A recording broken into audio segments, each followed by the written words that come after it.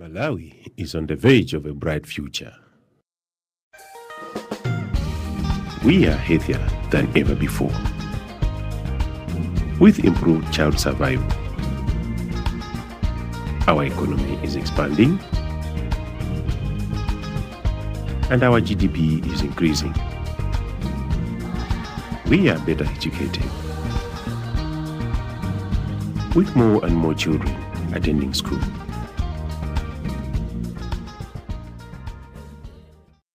These gains are still fragile, however, and not everyone benefits yet. During the UN 1 billion people event, I had the opportunity to visit the maternity wing of Mangochi District Hospital. The crowded and dire conditions of the ward really shocked me, and immediately I began to think, if the babies born under those conditions had a voice, what would they say to you, me, and all of us? My take is that they would say, dear people, what have we done to be born under these dire conditions? Do we really deserve this? What would be our response to these newly born babies? What can we do to provide them with a better life, the life they deserve? All parents want to give their children a better life. When couples have many children to care for, however, they have fewer resources for each child and become caught in a cycle of poverty. Today, there are over 5 million Malawians living in poverty, the same number as in 1998. If our economy is expanding, why is the number of poor not shrinking? Because although our economy is growing, our population is growing even faster. Each year, Malawi adds over 400,000 people, making it one of the fastest growing populations in the world. We are already a country of nearly 15 million people, and if we keep growing at this rate, as this red line shows, we will reach nearly 60 million people by 2050.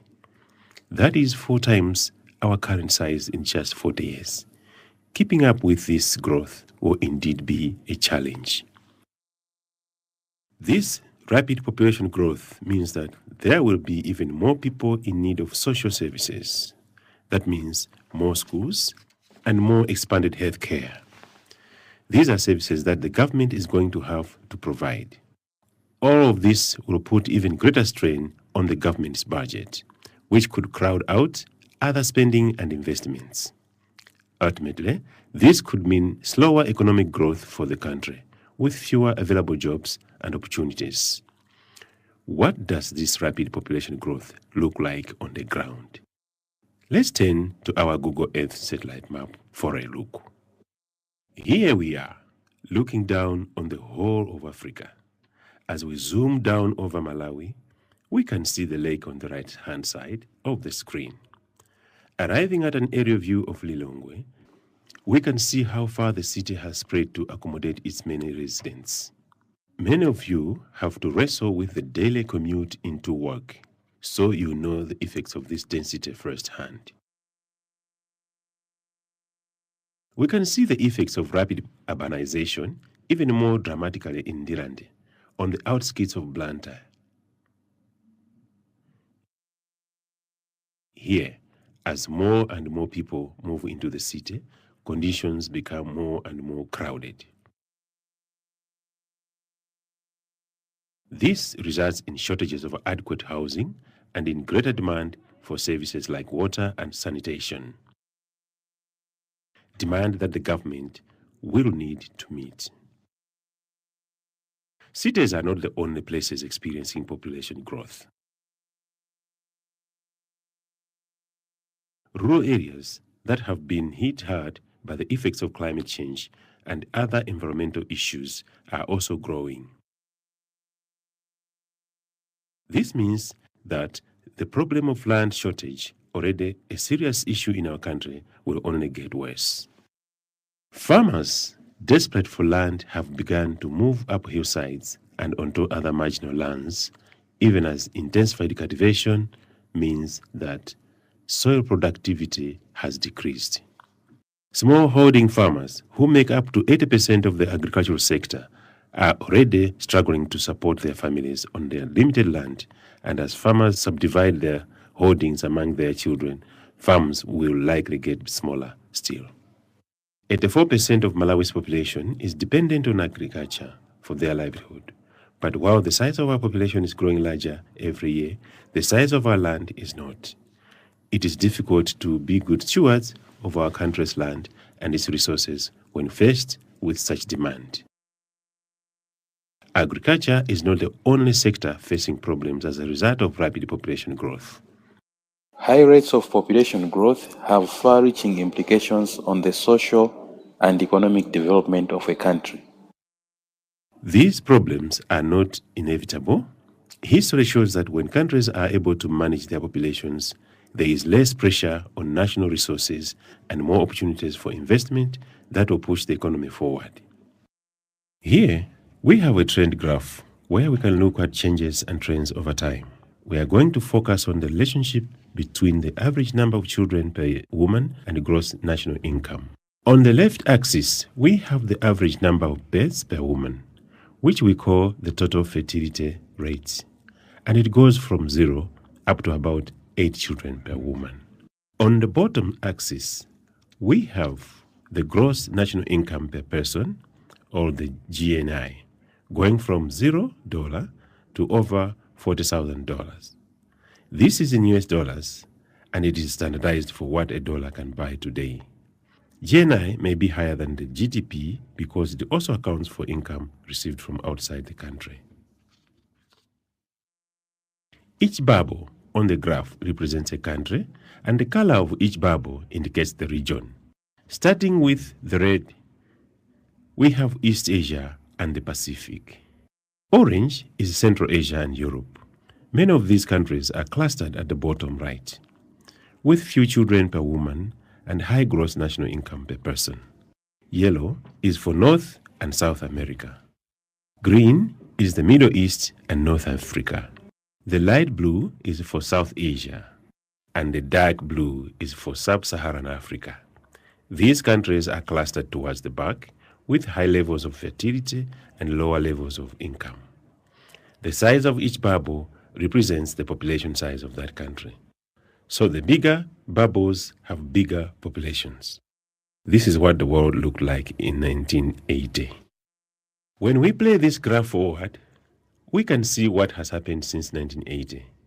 As the years pass by, you can see that as fertility is decreasing in countries throughout the world, income per person is increasing. When we come to 2008, we see that all the countries of the world have moved towards that bottom right corner. You can see that some of the Asian tiger countries we hear so much about, like South Korea and Singapore, have made major increases in income per person. But they also have very low fertility rates, close to 1 child per woman, allowing for very large workforce in relation to the overall population size. In contrast, while the sub-Saharan African countries have certainly made progress, they are still clustered toward the back of this pack. This includes Malawi, here, with nearly 6 children per woman and an average national income per person of $760. When we look at Malawi compared to other countries in the region, we see that although it has seen its GNI increase, it is still catching up to many of its neighbors, such as Zambia and Kenya. Looking at all the countries again, one of the reasons why the countries in the bottom right corner have been able to make so much economic progress is that women started having fewer children. This set the stage for the country to better manage its population growth and reduce constraints on economic growth. This kind of progress is not automatic, however. One of the keys to this progress is ensuring that women and couples have access to family planning. When families are able to achieve their desired family size, they accumulate greater wealth over their lifetime.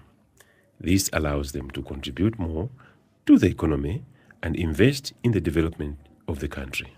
The association between family planning and economic growth is further enhanced by the following additional investments: strengthening health systems to improve child survival and to support a healthier population, improving primary and secondary completion rates so that children have the knowledge and abilities to build a skilled workforce, and stabilizing economic conditions to create more jobs and make sure that there are economic opportunities for growing workforce. The improvements to economic development and poverty reduction that will help us become a middle-income country can be achieved in a short time by investing in our future now. For an example of how prioritizing population growth and family planning can support national development, let's compare Malawi to another country in the region, Kenya, which has a similar history and context to Malawi. Here, we are looking again at our trend graph. The left axis is the average number of births per woman, going from 0 up to 8. The bottom axis is gross national income per person, this time going from $0 to about $4,000. Remember that this is standardized in US dollars for what a dollar can buy today. We see that in 1980, Kenya and Malawi were in about the same place, with an average of nearly 8 children per woman. Kenya had a slightly higher national income per person at about $600 US, while Malawi was around $350 per person. Let's look at the progress both countries have made over the years. Kenya focused on population growth from the time of independence with one of the first national population policies in Africa and a strong family planning program. This paid off with steady, positive progress through the 1980s. And although Kenya struggled in the face of an HIV/AIDS crisis similar to Malawi's, the Kenyan government strengthened its commitment to population and reproductive health issues. The country stayed on track for development, and today, the average Kenyan woman has about 4 children, and the average national income per person is over $1,500 US. In contrast, after independence, Malawi did not prioritize population growth and family planning was marginalized instead of mainstreamed as an essential development strategy. Our progress since 1980 has been uneven, and we continue to lag behind our neighbor. Today, the average Malawian woman has nearly 6 children and an average national income of $760 US per person. With a history and challenges similar to those of Malawi, what made the difference for Kenya? The National Population Policy has been regularly reviewed and updated. Reproductive health is specifically mentioned in the new constitution. The Kenyan government will for the first time be covering the full cost of contraceptives commodities. Looking again at the graph showing Malawi's projected population growth, let's focus on 2 different scenarios. Starting from 15 million people today, the red line shows our path if the average number of births per woman stays at 6, and we continue to grow at our current rates. As we saw, in this scenario, Malawi will quadruple in size and reach nearly 60 million people by 2050. However, as the blue line shows, if women start to have fewer children and the rate of growth slows, the population will reach a more manageable 44.5 million by 2050. That's a difference of nearly 15 million people, the same number of people in the entire country today. Achieving manageable population growth is an attainable goal, especially since the demand for family planning already exists. Like Patricia and her husband, couples today want small families than in the past, while couples of our parents' generation wanted between 5 and 6 children. Malawian couples today want only about 3 children. The decrease in desired family size is reflected in the fact that more and more women are choosing to use family planning. And research shows that couples are even more likely to use family planning when male partners are supportive and engaged in planning for and raising children. However, women are still having more children than they intend, and the total fertility rate, the average number of children per woman, has not changed as dramatically. A major reason for this is unmet need for family planning. Although the number of women using contraception has increased, we are still failing to meet the needs of many others. Nearly 1 in 4 women in Malawi do not want another child now, or at all, but are not using family planning. These women are said to have an unmet need for family planning. In order to meet unmet need and ensure that every woman and couple who wants to use family planning is able to do so, we must address the obstacles they face, especially women. Women may not have the support of their husband or may be worried that he will refuse to use family planning. They may be worried that their family or community will disapprove. Some women may not know what methods are available or where to get them, and they may have trouble getting to the clinic or find that the clinic is out of the supplies they need. All of these obstacles contribute to the high rate of unmet need for family planning. This unmet need translates into high levels of unplanned pregnancy. In Malawi, almost half of pregnancies are unplanned. This is cause for concern because unplanned pregnancies are more likely to result in unsafe abortion and are more likely to be high risk for both the mother and her baby. Family planning can prevent unsafe abortion and can ensure that pregnancies are healthy and well-timed, which increases the chances of a healthy baby. For example, babies who are born 3 or more years apart are more than twice as likely to survive as babies who are born less than 2 years apart. Unplanned pregnancy also puts mothers at risk. In Malawi, 1 woman dies every 2 hours from causes related to pregnancy or childbirth. When mothers die, they leave behind orphaned and vulnerable children.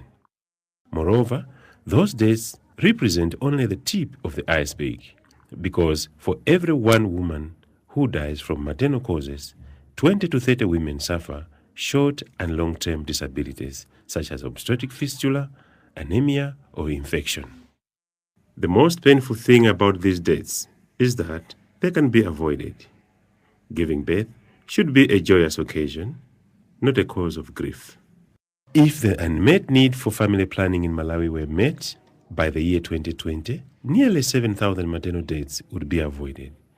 That's 700 mothers saved every year. Children's lives would also be saved.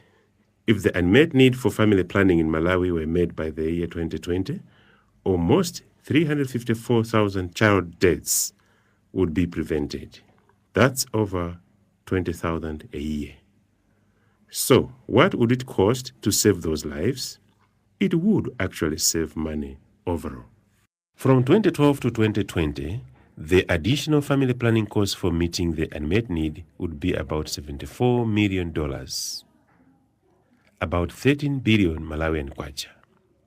This translates into savings because as women have fewer children, the government does not have to spend as much money to meet the needs of the population and can save money on costs related to education, immunization, water and sanitation, maternal health, and malaria. By saving money in other areas, investing to meet the unmet need for family planning would actually save Malawi about $118 million, over 21 billion Malawian kwacha. In addition to these savings on social services, meeting the unmet need for family planning would bolster economic stability at the national and the family level. Research has shown that families who had access to comprehensive family planning services had larger incomes, greater accumulation of wealth and assets, higher levels of education. Family planning is one of the surest ways to break the intergenerational cycle of poverty. Moreover, since women make up over half of the active labor force in Malawi, protecting their health is critical for the national economy. Ensuring that women have access to and the power to use family planning will enable them to have health, planned pregnancies, and to continue in their roles as productive citizens alongside their male counterparts. Family planning is one of the best buys in the current difficult economic environment. As the population increases at a rate that threatens to outstrip our economic gains, it is clear that investing in family planning now is critical for our future. That future is closely linked to the success of our young people, a rapidly growing group with their own specific needs. There are nearly 10 million Malawians below the age of 25. That means that young people make up 66% of our population. That is the largest generation of youth that has ever existed in Malawi, and it is only going to get bigger. This represents a huge and potentially increasing need for education, healthcare, and other social services, as well as significant increase in employment opportunities as these young people join the workforce. However, if the right socio-economic and political conditions are put in place now, this large youth population also represents a one-time window of possibility for the nation. Those 10 million young people represent 10 million opportunities to improve our future. One strategy to help them realize that potential is improving their sexual and reproductive health. Young people have some of the greatest reproductive health needs.